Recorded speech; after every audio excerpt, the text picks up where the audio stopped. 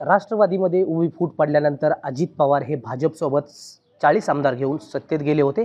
यानंतर राष्ट्रवादी पक्ष आणि चिन्ह हे नक्की कोणाचं यावरती एक प्रश्नचिन्ह निर्माण झालं होतं आणि यानंतर हे दोन्ही गट न्यायालयीन प्रक्रियेसमोर उभे ठाकले होते। याच दरम्यान काल निवडणूक आयोगानं निकाल दिला आणि राष्ट्रवादी पक्ष आणि चिन्ह हे अजित पवार गटाला मिळालं। यानंतर राज्यभरातून कार्यकर्त्यांकडून नागरिकांकडून या निर्णयाचं कुठेतरी स्वागत करण्यात येत आहे। मात्र उपमुख्यमंत्र्यांच्या काटेवाडीमध्ये आपण आहोत, आपण इथल्या नागरिकांशी संवाद साधू। नक्की राष्ट्रवादी पक्ष कोणाचा याबाबत ते नागरिकच आपल्याला सांगतील। बाबा नमस्ते, लोकशाहीमध्ये तुमचं स्वागत आहे। काय सांगाल, अनेक वर्षांपासून राष्ट्रवादीची स्थापना पवार साहेबांनी केली हे संपूर्ण महाराष्ट्राला माहिती आहे असं सुप्रिया सुळे म्हणतात। मात्र अजित पवारांनी पक्ष आणि चिन्ह हे लोकशाही मार्गाने मिळवलंय म्हणून त्यांचा विजय असं देखील चर्चा आहे। एक काटेवाडीकर म्हणून तुमची काय भूमिका आहे? 1967 साली पहिले इलेक्शन साहेब लढले त्यावेळेस आम्ही वी वॉन्ट शरद पवार म्हणून साहेबांचा प्रचार केला आणि तो काळ जरा जुना आणि वेगळा होता। तर त्यावेळेस लोकांची श्रद्धा, कुणी असं पुढारी असं ठाम असं नव्हतं, पण साहेबांनी त्यावेळेस पुढाकार घेऊन अनेक गावांचा, कुणाला कुठल्या गावाला पाण्याची सोय नसेल तलाव काढून दिला, शेतकऱ्यांची कामं केली, डिफेन्स मिनिस्टर ऑफ महाराष्ट्र साहेब होते त्यावेळेस पोलिसांची कामं केली, शिक्षकांना त्या काळात पगार कमी होते शिक्षकांना पगार वाढवून दिले काय, आणि सगळ्या क्षेत्रात साहेबांनी त्या काळात कामं केली। त्यामुळे जुना जो वर्ग आहे तो साहेबांना मानणारा वर्ग आहे। आणि आत्ता जो तरुण पिढी, त्यावेळेस अजितदादा लहान होते आणि दादा ज्यावेळेस राजकारणात येण्याचा वेळ आली तर दादा खेळायला म्हणून काटेवाडीत क्रिकेट, व्हॉलीबॉल वगैरे खेळायचे। तुम्हाला काय वाटतंय, कुठेतरी अजित पवारांनी वारंवार शरद पवारांना विनंती केली आणि वरिष्ठांनी कुठेतरी थांबलं पाहिजे आणि आता तरुणांना संधी देऊन त्यांना मार्गदर्शन केलं पाहिजे असं अजित पवार म्हणतात, तुम्हाला काय वाटतं? हे दादांचं अगदी योग्य आहे, कारण साहेबांचं आता वय झालं आहे, प्रवास जास्त सहन होत नाही, शरीर साथ देत नाही त्यांना। साहेबही चांगले आहेत, अजितदादा पण चांगले आहेत, पण तरुण पिढीला दादा जवळच आहेत। नक्कीच तरुण पिढीला संधी दिली पाहिजे असं नागरिकांचं म्हणणं आहे। आपल्यासोबत दुसरे आजोबा आहेत। आजोबा काय सांगाल, पवार म्हटलं की काटेवाडी आणि काटेवाडी म्हटलं की पवार, हे उभ्या महाराष्ट्राला माहिती आहे, पण आता पवार कुटुंबियातच उभी फूट पडली आहे। राष्ट्रवादी पक्ष आणि चिन्ह हे अजित पवार गटाला मिळालंय, पण दुसरीकडे सुप्रिया सुळे म्हणतायत की राष्ट्रवादी पक्ष आणि चिन्ह हे कोणाचं आहे हे छोट्या मुलापासून अगदी वयोवृद्धपर्यंत माणसांपर्यंत लोकांना माहिती आहे। तुम्हाला काय वाटतंय, राष्ट्रवादी पक्ष कोणाचा आहे? पवारांचा। पवारांचा कुठल्या, शरद पवारांचा का अजित पवारांचा? शरद पवारांचा।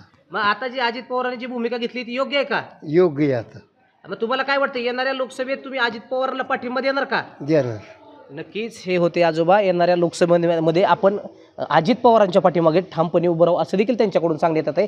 दुसरीकडे आपल्यासोबत दुसरे नागरिक आहेत। काय सांगाल, राष्ट्रवादी पक्ष म्हटलं, शरद पवारांचा हे उभ्या महाराष्ट्राला माहिती आहे, अजित पवारांना लोकशाही मार्गाने पक्ष आणि चिन्ह मिळालं असा दावा अजित पवार करतायत।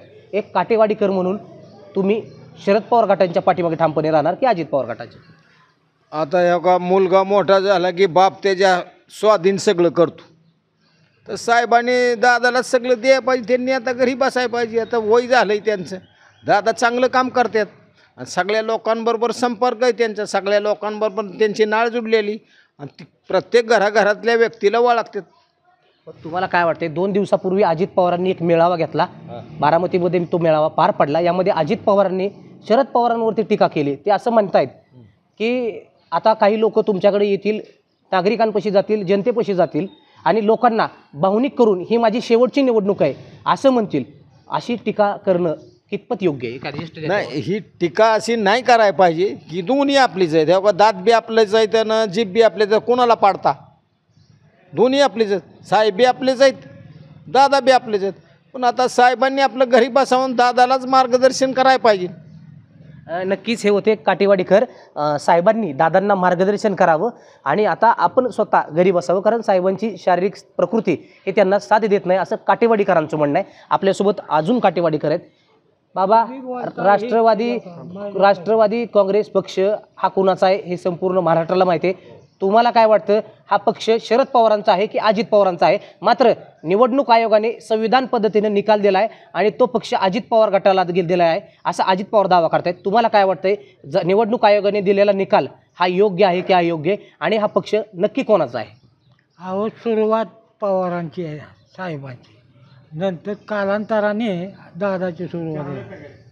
आधी सुरुवात शरद पवारांची आहे. मग पक्ष कोणाचा आहे आणि निवडणूक आयोगाने दिलेला निकाल तुम्हाला काय वाटतंय त्याबद्दल? आता पक्ष आता कोणाचा आहे आता हे तुम्हाला माहीत नाही का कोणाचा आहे? हे काटेवाडीकर म्हणून तुमची काय भूमिका आहे? काटेवाडी म्हटलं की पवारांची बारामती, पवारांची काटेवाडी. पवारांचीच काटेची वाडी आहे. मूळ गाव पवारांचंच आहे काटेवाडी. आता नंतर कालांतराने साहेब मोठे झाल्यामुळे तिथं बारामतीला गेलेले आहेत भिगवण रोडला राहायला. मग अजित पवारांनी घेतलेला निर्णय कितपत योग्य आहे तुम्हाला काय वाटतं त्याबद्दल? चांगलं अजित पवारासाठी तर आम्ही उभा राहतोय मागं त्यांच्या. शरद पवार एकटाच असते तर त्याची कारखान्यासाठी असतात ती, पण अजित पवार ही सगळं तालुक्यासाठी आहेत ना. पण काही नागरिकांचं असं देखील म्हणणं आहे की जी तरुण पिढी आहे ती अजित पवारांच्या पाठीमागे आहे, मात्र जी वयोवृद्ध माणसं आहेत ही पवार साहेबांच्या बाजूने ठामपणे उभा आहे. तुम्ही तर म्हणताय आम्ही अजित पवारांच्या पाठीमागे ठामपणे उभा आहे. हां ती ठीक आहे. अजित पवाराच्याच पाठीमागे जाणार, कारण अजित आणि शरद पवारामध्ये तसं कितीतरी पटीचा फरक आहे. काय तुम्हाला काय फरक जाणवतो? फरक म्हणजे वयानुसार सांगतोय मी तुम्हाला. नाही कामाची पद्धत, अजित पवारांची कामाची पद्धत असेल, पवार साहेबांची कामाची पद्धत असेल, तुम्हाला कुठल्या नेत्याची कामाची पद्धत आवडते? नुसत्या जबाबावर साहेबाची पद्धत आणि काम करून दावायला अजितदादाची आहे. नक्कीच हे होते काटेवाडीकर. बऱ्यापैकी इथल्या नागरिकांकडून काटेवाडीकरांना सपोर्ट केलं अजित पवारांना सपोर्ट केलं जात आहे. वडिलांनी आपण वयोवृद्ध झाल्यानंतर जो घराचा कारभार असतो तो मुलाकडे सुपूर्द करायचा असतो आणि आपण विश्रांती घ्यायची असं देखील काटेवाडीकरांचं म्हणणं आहे. मात्र येणाऱ्या कालावधीमध्ये अजित पवारांनी आता शरद पवार गटाच्या विरोधात बारामती लोकसभेमध्ये आपण उमेदवार असल्याचं जाहीर केलेलं आहे आणि नागरिकांना भावनिक न होता मी जो उमेदवार देईल तो निवडून आणण्याचं देखील आवाहन केलेलं आहे. मात्र आता आपण काटेवाडीमध्ये नागरिकांशी संवाद साधला.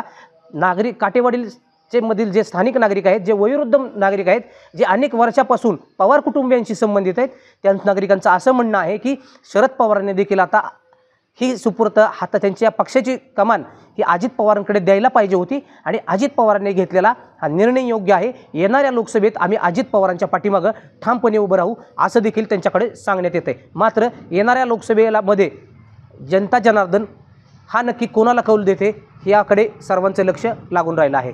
विकास कोकरे, लोकशाही मराठी, बारामती, काटेवाडी. लोकशाही मराठी ऐका, पहा, जागरूक रहा.